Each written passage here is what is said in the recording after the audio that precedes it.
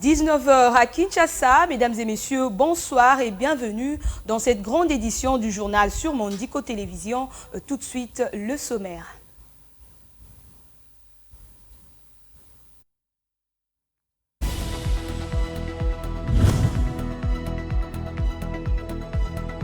À la une de l'actualité, le président de la République, Félix Tshisekedi, a participé le dimanche 16 juillet 2023 à Nairobi, au Kenya, à la 5e réunion semestrielle de l'Union africaine. En sa qualité de président en exercice de la SADC, Félix Tshisekedi a présenté un rapport sur l'état de l'intégration régionale dans cette zone sous-régionale. Puis la société civile de Kwamouth rapporte la libération par les miliciens Mobondo d'une vingtaine de femmes cultivatrices samedi dernier. Elles étaient retenues pendant quelques heures après avoir été capturées sur le chemin reliant le village Ntomo et le campement Mikanda-Yakala, où ces femmes étaient allées s'approvisionner en produits agricoles.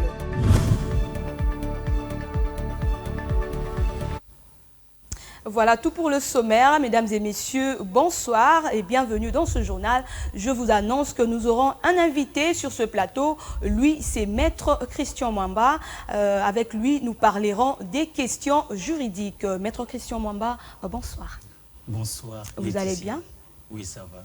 Merci. Ouvrons ce journal. La 5e réunion de coordination des comités économiques régionaux a été ouverte le dimanche 16 juillet 2023 dans la matinée à Nairobi au Kenya. C'est depuis juillet 2019 que l'Union africaine a pris l'option de tenir des réunions à mi-parcours chaque année, organisé sous le thème « Accélération de la zone de la libre-échange africaine ». Ce sommet de Nairobi a connu la participation des présidents en exercice des 5 communautés économiques régionales, dont le chef de l'État Félix-Antoine Tshisekedi, président en exercice de la SADC. Viningali Junior nous en dit plus. Au 2e semestre de chaque année, l'Union africaine a pris l'habitude d'organiser une réunion conjointe entre son bureau et le président des 5 communautés économiques régionales. Cette année, le président de la CEDEAO, Bola Tinubu, Ali Bongo Ondimba du Gabon pour les comptes de la CEEAC, Évariste Ndayishimiye du Burundi, représenté par son ministre des Affaires étrangères pour les comptes de l'EEAC, Félix Antoine Tshisekedi Tshilombo pour les comptes de la SADC, se sont réunis à Nairobi pour faire l'évaluation de l'intégration régionale au sein de leurs blocs sous-régionaux respectifs. S'exprimant en premier au cours de la séance inaugurale, le président de la Commission de l'Union africaine, Moussa Faki Mahamat, a salué les efforts réalisés par les États africains pour matérialiser la ZLECAf. Le même appel a été lancé par l'hôte du sommet William Ruto et le président de l'Union africaine Azali Assoumani. Président en exercice de la SADC, une des communautés économiques les plus dynamiques du continent, le président Tshisekedi a fait part de prouesses réalisées en son sein en matière d'intégration sociale, infrastructurelle, financière, environnementale, politique, institutionnelle, ainsi qu'en matière d'intégration commerciale. Je voudrais souligner que l'intégration économique continentale reste la stratégie clé qui nous permettra d'étendre nos marchés, d'élargir l'espace économique du continent et de récolter les bénéfices des économies d'échelle pour la production et le commerce. Je crois que le rêve d'intégration de l'Afrique est non seulement réalisable, mais aussi qu'il peut et doit être accompli dans un délai le plus court. Je lance donc un appel à vous tous pour que nous continuions à relever les défis identifiés et à mettre en œuvre les recommandations qui ont été formulées afin de garantir que nous progressions davantage dans la réalisation de nos objectifs communs d'intégration. Je vous remercie. En marge de cette réunion de Nairobi, le président de la République Félix Tshisekedi a eu quelques rencontres bilatérales avec le président William Ruto, l'adjointe du secrétaire général des Nations Unies Amina Mohamed et avec l'envoyé spécial du président de la République de Corée du Sud. Puis lancement de la formation initiale de 2500 nouveaux magistrats, session 2023, sous le haut patronage du chef de l'État, Félix-Antoine Tshisekedi Tshilombo. C'était au Palais du Peuple le samedi 15 juillet 2023. Pour le président de la République, il faut compter sur le renouveau des valeurs dans notre pays. Suivez un extrait du mot de circonstance du chef de l'État, Félix-Antoine Tshisekedi. C'est la justice qui élève une nation, car sans l'application d'une justice équitable pour tous, il n'y a pas lieu d'évoquer la possibilité d'un état de droit. Tenant à cœur cette option, Félix Tshisekedi a ouvert le samedi 15 juillet 2023 le lancement de la session de formation de 2500 nouveaux magistrats civils et militaires. Lieu de la cérémonie, le Palais du Peuple de Kinshasa. La justice ne saurait être ce régulateur vers lequel accourent les citoyens lorsqu'elle-même est immergée par des pratiques corruptives et autres agissements qui n'inspirent plus confiance, s'invitant de ce fait sur le banc des accusés. C'est dans ce sens que, m'adressant à la nation à travers ses représentants en décembre 2021, exercice réitéré en décembre 2022 et plus récemment à la suite de la session questions-réponses avec nos compatriotes, je fustigeais encore ces mots et annonçais mon engagement à insuffler un nouveau départ à notre justice suivant une stratégie simple, l'homme qu'il faut à la place qu'il faut.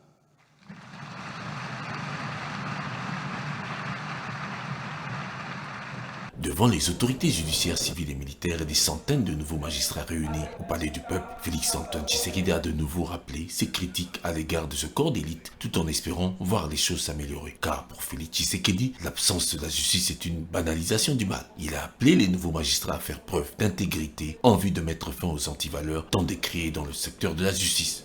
Je vous encourage donc à vous engager à travers votre action dans cet effort national pour l'avènement d'une justice juste.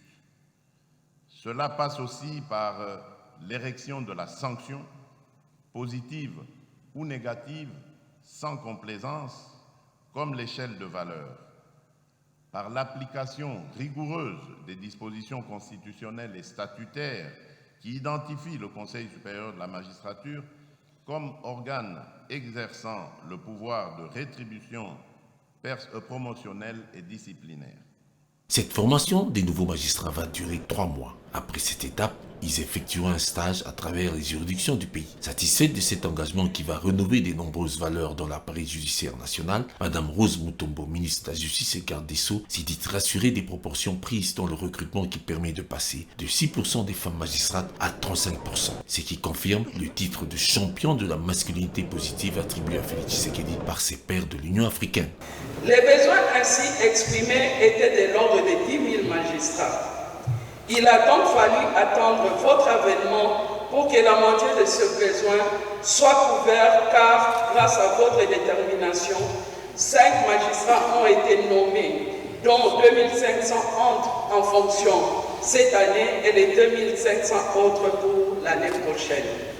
Pour sa part, le président du Conseil supérieur de la magistrature, Dieudonné Kamoleta, a salué la volonté du chef de l'État via le gouvernement, notamment pour résorber le déficit des magistrats au sein de l'appareil judiciaire congolais. Votre vision de résorber la carence en effectif des magistrats est un signal fort qui rassure tous et chacun et me permet d'affirmer sans peur d'être contredit qu'effectivement le magistrat suprême que vous êtes connaissez vraiment les mots qui rongent la justice et vous êtes capable de les résorber puisque celui des effectifs est résolu.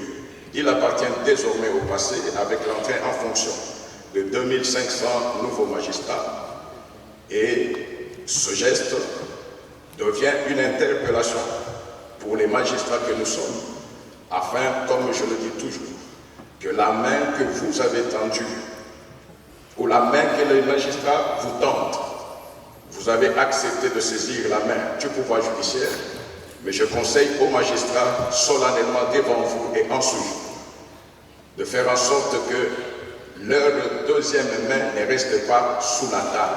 C'est un départ encourageant pour rétablir l'ordre et la discipline dans un secteur encore infiltré de plusieurs faiblesses pour le système judiciaire congolais, pas toujours au service des faibles. Et voilà, Maître Christian Mwamba, je reviens à vous. Vous venez donc de suivre cet élément qui parle du lancement de formation de 2500 magistrats par le président de la République. Quel est votre avis? De manière ramassée, sinon lapidaire, c'est une bonne chose. Mais il y a des problèmes qu'il faudra évoquer. Le premier problème, c'est le problème de l'insuffisance du nombre de magistrats dans des cours et tribunaux qui se trouvent dans nos provinces. À telle enseigne que certains avocats sont même commis d'office membres de la composition pour pallier à cette situation. Avec les 2500 nouveaux magistrats en formation, ce qui doit se faire est que le président du Conseil supérieur de la magistrature, de commun accord avec les ministres sectoriels, doivent, n'est-ce pas, jouer par rapport à l'affectation de ces nouveaux magistrats pour qu'un plus grand nombre ne puisse pas être concentré en Kinshasa, mais aller dans nos provinces. Le deuxième problème, c'est celui des antivaleurs tels qu'évoqués par le chef de l'État. Et bien, pour que les antivaleurs finissent ou que ça soit un peu réduit, c'est que le Conseil supérieur de la magistrature doit faire. Il doit miser sur la formation des nouveaux magistrats. Et là, il doit mettre l'accent sur la déontologie et l'éthique. Et le gouvernement, de son côté, doit vraiment les mettre dans de bonnes conditions et payer leur salaire comme il est faut. Et normalement, il doit y avoir combien de magistrats dans les cours et tribunaux? Parce que vous avez parlé du nombre de magistrats dans les cours et tribunaux. En réalité, par rapport à la composition, on demande qu'il y ait un nombre pair. Je peux donner l'exemple. S'agissant des tribunaux de paix, on peut avoir, certes, en dehors d'un seul juge, on peut aussi aller à 3 juges, et comme on peut aller à 5 dans d'autres cours et tribunaux. Eh bien, en réalité, si vous prenez la ville de Kinshasa, nous sommes à 10 millions d'habitants. Et par ailleurs, s'il faudra voir aussi dans nos provinces, estimons même à 5 millions. En réalité, chaque citoyen congolais devait avoir son propre magistrat. Même le nombre de magistrats que voici semble toujours être insuffisant. Mais nous encourageons le gouvernement, et pour cette année, c'est 25 000, et l'année prochaine, encore 25 000, ça pourra faire quelque chose. Merci. Autre chapitre à présent, les 9e Jeux de la francophonie auront bel et bien lieu du 28 juillet au 6 août de l'année en cours. C'était en marge de la cérémonie organisée le 15 juillet dernier au Stade des Martyrs que le Premier ministre Jean-Michel Sama Lukonde, accompagné de plusieurs personnalités, a lancé officiellement la campagne de communication pour l'effectivité de ces Jeux. Retour en images sur cette activité. Le Premier ministre Jean-Michel Sama Lukonde a reçu officiellement les clés de tous les ouvrages construits et réhabilités et a lancé officiellement la campagne de communication du 9e Jeu de la francophonie le 15 juillet dernier au Stade de Martyrs de la Pentecôte. Plusieurs personnalités ont pris part à cette cérémonie, dont le ministre des Sports Kabulo Mwana Kabulo, de la communication et médias Patrick Mouyaya, ainsi que le directeur national du 9e Jeu de la francophonie Isidore Kwanja et tant d'autres. La musique était au rendez-vous.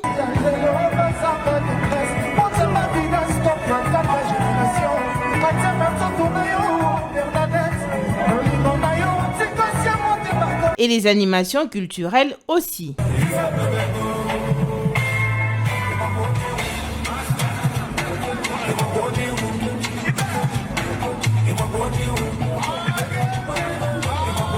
Le Premier ministre a visité le nouveau gymnase et a assisté au match des simulations des baskets dames U20 qui vont représenter les léopards au 9e jeu de la francophonie. Pour Patrick Mouyaya, il s'agit de jeux de l'espoir et de la solidarité. Cette édition est une opportunité qui s'offre à la République démocratique du Congo de mettre en avant ses riches talents aux yeux du monde. Notons que l'on enregistre déjà l'arrivée des premières délégations des différents pays qui ont en commun la langue française pour compétir dans différentes disciplines qui seront organisées lors de ces Jeux.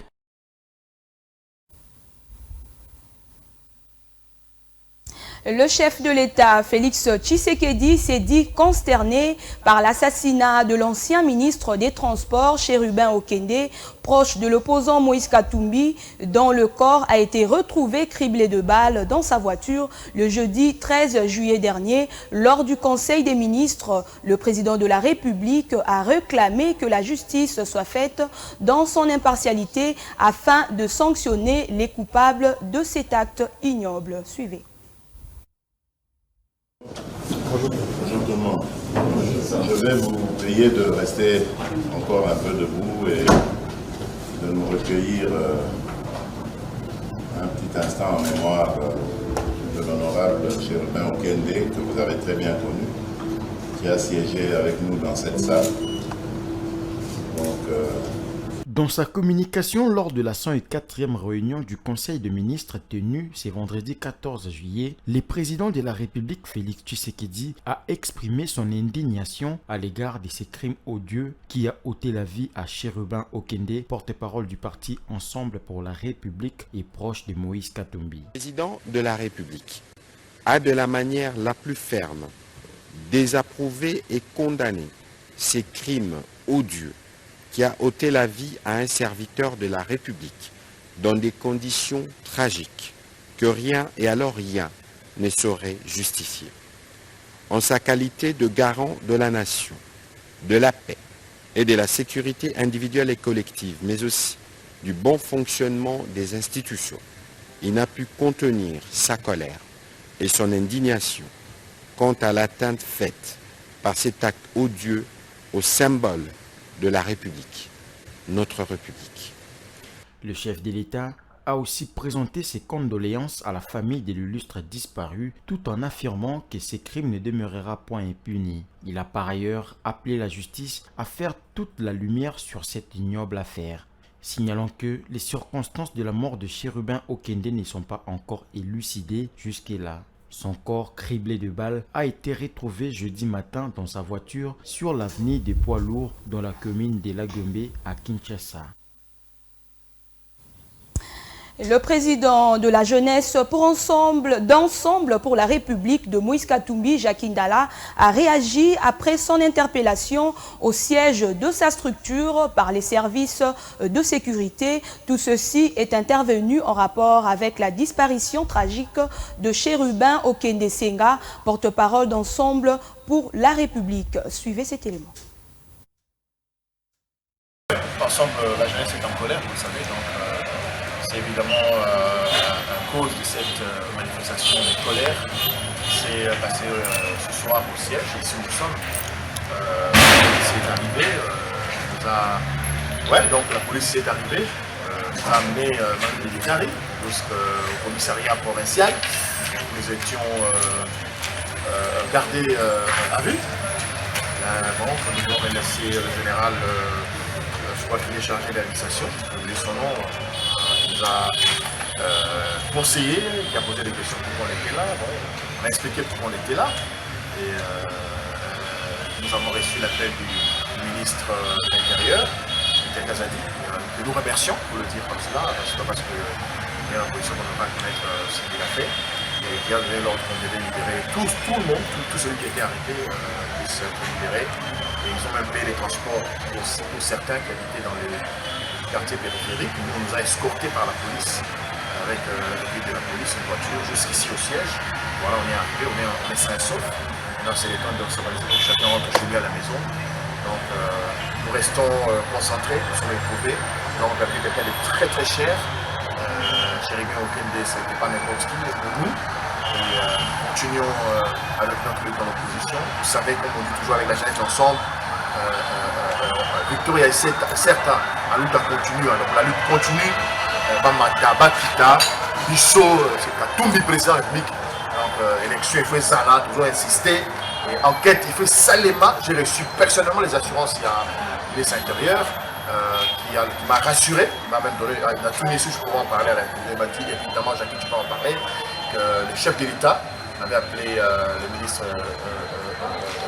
belge, pour débattre l'expert belge Maya, l'expert français Lazala, il y aura aussi des experts sud-africains, pour qu'il y ait des enquêtes sérieuses, pour que les responsabilités soient établies. Maître Christian Mamba, vous êtes à l'aise? Oui, ça va. Parlez-nous un peu par rapport à cet élément. Est-ce que la procédure d'arrestation de Franck Diongo, comment est-ce que vous avez trouvé cette procédure? La procédure a-t-elle été respectée? Merci beaucoup pour la parole.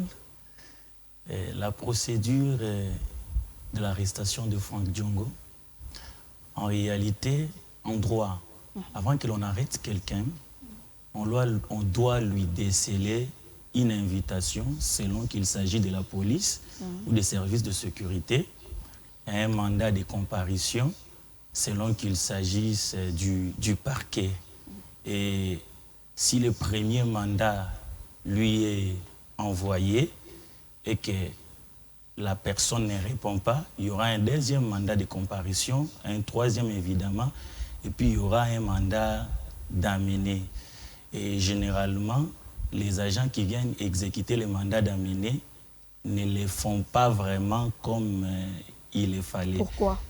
Et c'est parce que la plupart aussi d'entre eux ne maîtrisent pas des notions liées aux droits de l'homme. Mais soyez bref, la procédure a-t-elle été respectée, oui ou non? À ce stade, je ne saurais vous dire si la procédure a été respectée, oui ou non, parce que je n'ai pas vu tous les actes de procédure, c'est-à-dire des mandats qui lui ont été décelés. Merci. Autre chapitre à présent, la Commission électorale nationale indépendante, CENI, proroge d'une semaine le délai de dépôt des candidatures à la députation nationale pour les élections générales du 20 décembre 2023. Les bureaux d'enregistrement ouverts depuis le 25 juin devaient fermer ce samedi 15 juillet. Finalement, ils resteront ouverts jusqu'au dimanche 23 juillet 2023. C'est après une réunion plénière ce samedi 15 juillet que la CENI a donc annoncé sa décision. Regardez. Les dépôts de candidatures pour les élections générales en RDC initialement prévues du 25 juin au 15 juillet a été reporté d'une semaine. La Commission électorale nationale indépendante CENI, après avoir tenu la réunion avec les membres de la plénière, a annoncé les week-ends derniers le report de la date marquant la fin de cette opération de réception des candidatures. Pourtant, ces derniers jours, les présidents de la CENI, Denis Kadima, avaient clairement prévenu qu'il n'y aurait pas de prolongement. Finalement, 7 jours de plus sont accordés aux futurs candidats.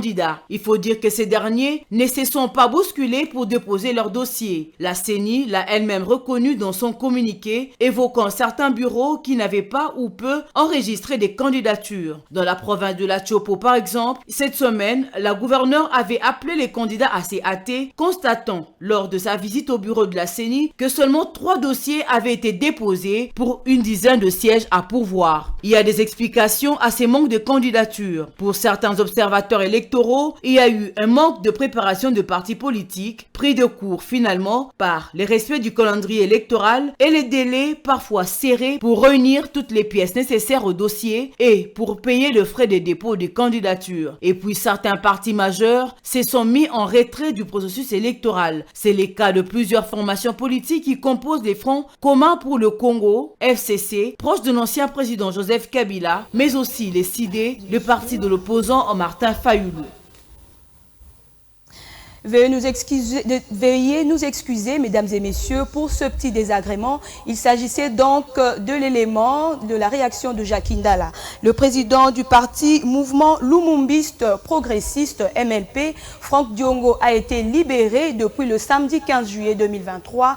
Il avait été arrêté le 19 juin dernier et transféré à la prison militaire de Ndolo le samedi 8 juillet 2023 après une brève audition à l'auditorat militaire de garnison de la Gombe. La charge retenue contre Franck Diongo était toujours très mal connue, mis à part des soupçons de détention d'armes militaires en sa possession. Images et commentaires. Jusqu'à sa libération totale, l'affaire n'était pas encore fixée en audience publique pour connaître l'issue du dossier. Son avocat, Maître John Omeata, son parti politique, sa famille et une certaine opinion dont l'opposition, elle, Moïse Katumbi, ont qualifié la détention de Franck Diongo d'enlèvement par les services de sécurité. C'est depuis le lundi 19 juin dernier que l'opposant Franck Diongo avait été détenu dans le locaux du renseignement militaire. Selon des sources, le leader du MLP a été arrêté en pleine journée par des agents de service de sécurité pour des raisons inconnues. Et depuis, les autorités ne se sont pas prononcées sur ce cas qui s'ajoute à tant d'autres parmi les opposants, dont celui du conseiller spécial de Moïse Katumbi, Salomon Idi Kalonda, accusé de tentative de coup d'État. D'ailleurs, tout de suite après son arrivée le week-end dernier à Kinshasa, à la suite de l'assassinat du porte-parole de son parti Chérubin Okende, le président d'Ensemble pour la République, Moïse Katumbi, a effectué une visite ce lundi 17 juillet chez Franck Diongo, élargie depuis le samedi 15 juillet 2023, après 26 jours de détention. Les deux personnalités politiques ont eu un moment d'échange fructueux dont le contenu n'a pas été dévoilé. Certainement, les grandes lignes d'actualité du pays ont figuré au menu de cet entretien cordial sur le plan judiciaire et les prochaines échéances électorales. Notons que le secrétaire général d'Ensemble pour la République, Dieudonné Bolenge-Tengue, avait souligné que Franck Diongo a été interpellé parce qu'il était proche de Moïse Katumbi et que le régime en place s'en prend à son entourage. Poursuivant ce journal, l'ancien gouverneur de la Banque centrale du Congo, Deogracias Mutombo, cité parmi les prévenus dans l'affaire Boukangalonzo, qui prend des tournures plus économiques que politiques. Explication sur cette affaire. Suivez. L'affaire judiciaire mettant en cause le sénateur et ancien premier ministre Augustin Matata Ponyo Mapon a été envoyée pour une fixation devant la Cour constitutionnelle. La requête, aux fins de fixation de la date d'audience introduite par le procureur général de la République, renseigne qu'une nouvelle figure va faire l'objet des poursuites dans le cadre de cette affaire. Il s'agit de la personne de M. Deogracias Mutombo, ex-gouverneur de la Banque centrale du Congo, tandis que l'ancien ministre des Finances, Patrice Kitebi, ne fait plus l'objet des accusations étant donné qu'aucune responsabilité n'a été trouvée à sa charge. Il est donc reproché à Matata Ponyo Mapon et M. Christo Stéphanus Grobler, le Sud-Africain gestionnaire du projet du parc agro-industriel de Boukangalonzo, les infractions de détournement de 115 997 106 dollars américains par l'octroi des avantages financiers, la surfacturation, la constitution des sociétés écrans, les détournements des procédures. Président du parti Leadership, Gouvernance et Développement LGD, Matata Ponyo est aussi accusé avec la complicité de l'ex-gouverneur de la Banque centrale du Congo, M. Deogracias Mutombo, d'avoir détourné la somme de 89 millions de dollars destinés à la construction du marché international de Kinshasa. Des poursuites relancées à l'égard de Matata Ponyo, le procureur général pris la Cour constitutionnelle a délivré un mandat de comparution vis-à-vis de l'ancien Premier ministre après une invitation restée sans réponse. De son côté, Matata Ponyo dénonce une procédure cavalière visant à l'éliminer de la course à la présidentielle de 2023, car la Cour constitutionnelle s'est déjà déclarée incompétente pour le juger. Affaire à suivre. Maître Christian Mwamba, quelle est votre analyse par rapport à ce dossier de Matata Ponyo? Parce qu'apparemment, rien n'est clair. L'ancien Premier ministre Matata Ponyo évoque quelque chose de très important. Il dit que la Cour constitutionnelle s'était déjà prononcée en se déclarant incompétente pour les juger. Alors, à ce stade, c'est le procureur près la Cour constitutionnelle et non la Cour constitutionnelle qui avait invité l'ancien Premier ministre Matata. Le procureur près la Cour constitutionnelle n'est pas un membre de la Cour constitutionnelle, mais c'est le numéro 1 du parquet rattaché à la Cour constitutionnelle. Et l'ancien Premier ministre a refusé son invitation, c'est son droit le plus légitime. Maintenant, l'affaire est à nouveau fixée devant la Cour constitutionnelle. Certes, les avocats de Matata peuvent revenir à la Cour pour dire à celle-ci que vous ne pouvez pas vous dédire parce que vous aviez dit que vous étiez incompétente. Et maintenant, comment vous vous déclarez encore compétente? Eh bien, il y a une jurisprudence en la matière. Il vous souviendrait, madame, que toujours dans ces pays, il y a eu des députés de la Mouka qui ont été invalidés. Invalidés et même la Cour a rendu son arrêt. Comme quel député, par exemple? Nous avons Daniel Mbaou, Daniel Safou, ainsi de suite. Mais seulement la même Cour qui avait rendu son arrêt invalidant ces députés est revenue sur son propre arrêt. Du coup, c'est devenu une jurisprudence. Même pour cette matière, moi, en tant qu'analyste juridique, je parie que la Cour va devoir revenir sur son arrêt pour se déclarer compétente afin de juger l'ancien Premier ministre, et c'est constitutionnel. Maître Christian Mamba, je vous remercie d'avoir répondu à notre invitation et je rappelle que vous êtes analyste juridique. Merci d'avoir répondu. Merci madame pour l'invitation. La société civile de Kwamouth a annoncé le samedi dernier la prise en captivité des paysannes par les miliciens Mobondo et leur libération 2 heures après. Ces femmes avaient quitté le village Ntomo à la recherche des cossettes de manioc au campement Mikandayakala, lieu où elles ont rencontré les assaillants qui leur ont tout ravi. Commentaire de Ranta Luyela. La société civile de Kwamouth rapporte la libération par les miliciens Mobondo d'une vingtaine de femmes cultivatrices le samedi dernier. Elles étaient retenues pendant quelques heures après avoir été capturées sur leur chemin reliant le village Ntomo et les campements Mikandayakala où ces femmes étaient allées s'approvisionner en produits agricoles. Ces derniers ont été pillés par les assaillants. Elles ont quitté le village Ntomo pour aller récupérer leurs cossettes de manioc vers les campements Mikandayakala. Au retour, elles étaient surprises par les assaillants qui ont tout récupéré, ainsi que d'autres biens que les femmes transportées. Après 2 heures du temps, ils les ont libérés. Ces derniers ont été pillés. À l'heure actuelle, la population vit dans la psychose et dans la disette qui ne dit plus son nom. Dans ces contextes d'insécurité à Kwamouth, la situation économique demeure difficile. La vie devient très difficile. La population de Kwamouth n'est vue que de la forêt. Or, ces assaillants ont logé dans le forêt, empêchant les gens d'y s'y rendre. Au moins 7 personnes ont été tuées la semaine dernière près de Massiambio après l'attaque de miliciens contre l'armée. Bien avant, ils avaient pris en otage une dizaine de conducteurs de moto et leurs engins sur l'axe routier Kwamouth-Massiambio. C'est la fin de ce journal, mesdames et messieurs, mais avant tout, je rappelle les principaux titres.